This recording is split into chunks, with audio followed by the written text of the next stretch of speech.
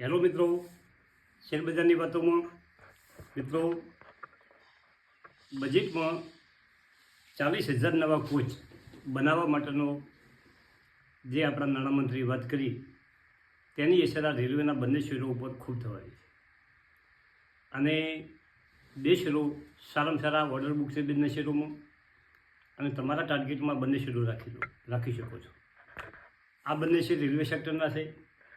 મિત્રો, રેલવે મંત્રાલયે luxury coach Vande Bharat train માટે 40,000 બનાવવાના છે, અને તેનું કામ આ કંપનીઓને પણ મળે એમ છે.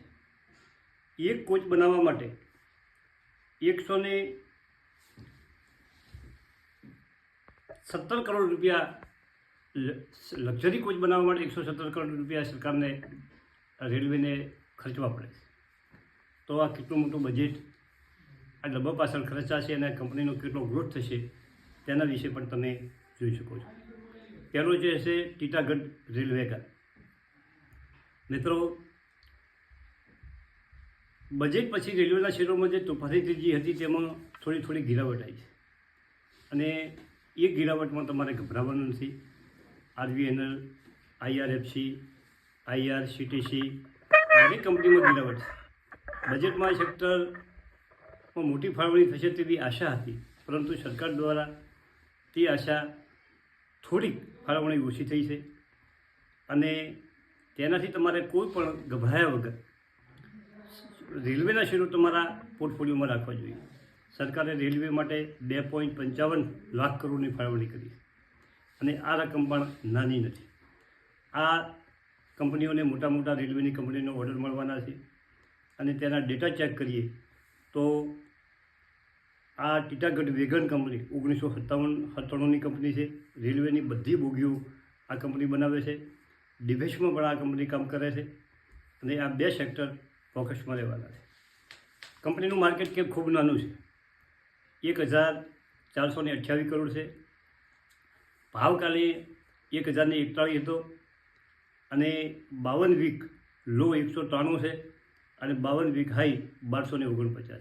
મિત્રો, 193 રૂપિયાનો શેર 12 મહિનામાં 1,000 પહોંચી શકે. તમે આગલા મારા વિડીયોમાં એક મારા મિત્રએ કોમેન્ટ કરેલી કે કયો શેર 1200 પહોંચવાનો છે, 200નો શેર 1200 કયો પહોંચવાનો છે. મિત્રો, આવી તો ઘણી કંપનીઓ છે.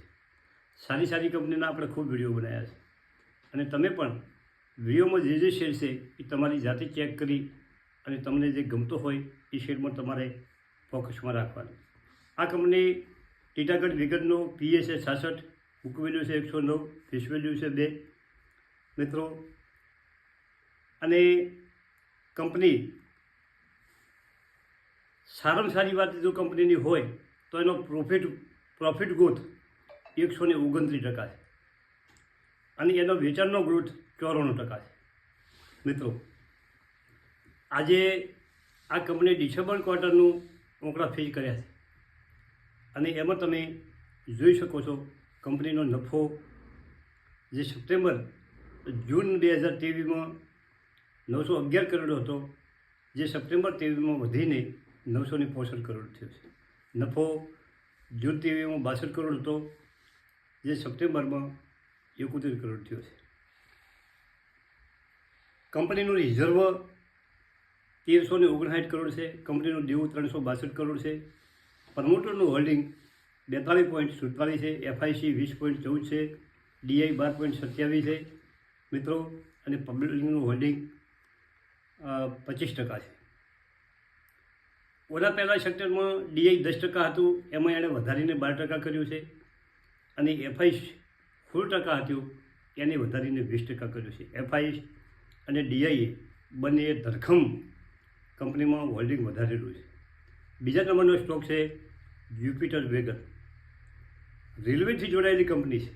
કંપની વેગન બનાવવાનું કામ કરે છે, અને બજેટમાં પણ 120 નવી વંદે ભારત દોડાવવા માટે જે જાહેરાત કરવામાં આવી છે, અને તેનું કામ ખૂબ મોટું આ કંપનીને મળવાનું છે. અને રેલવે મંત્રાલયે જે 40,000 નવા કોચ બનાવવાના છે તેનું કામ પણ આ કંપનીને મળવાનું છે. કંપનીનો ભાવ 2 દિવસથી સતત વધારો છે. રેલવેના બાકીના શેરો જે ઘટે છે અને આ કંપનીનો ભાવ વધે છે તેનું કારણ એક જ છે, કંપનીને 117 કરોડનો નવો ઓર્ડર મળ્યો છે અને એક બીજો ઓર્ડર કંપનીને મળેલો છે જે 400 નવા કોચ બનાવવા માટેનો કંપનીને 1077 કરોડનો ઓર્ડર મળ્યો છે. મિત્રો, આવી કંપનીઓ તમે લાંબા ગાળા માટે રોકાણ કરવા માટે પસંદ કરો તો 100% તમારા પૈસા બને. મિત્રો, હવે એના તમે ફંડામેન્ટની વાત કરીએ તો 405 રૂપિયાનો ભાવ ચાલે છે. કાલે 2.41% તેજી હતી કંપનીમાં. કંપનીનું માર્કેટ કેપ 1776 કરોડ છે. ફેસ વેલ્યુ 10 છે, બુક વેલ્યુ 20 છે. કંપનીનો EPS 5.5 છે અને PA 73.5 છે. મિત્રો, કંપનીએ રિટર્ન કેવું આપ્યું છે તેની વાત કરીએ તો કંપનીએ 1 મહિનામાં 27%, 3 મહિનામાં 32%, 6 મહિનામાં 103%.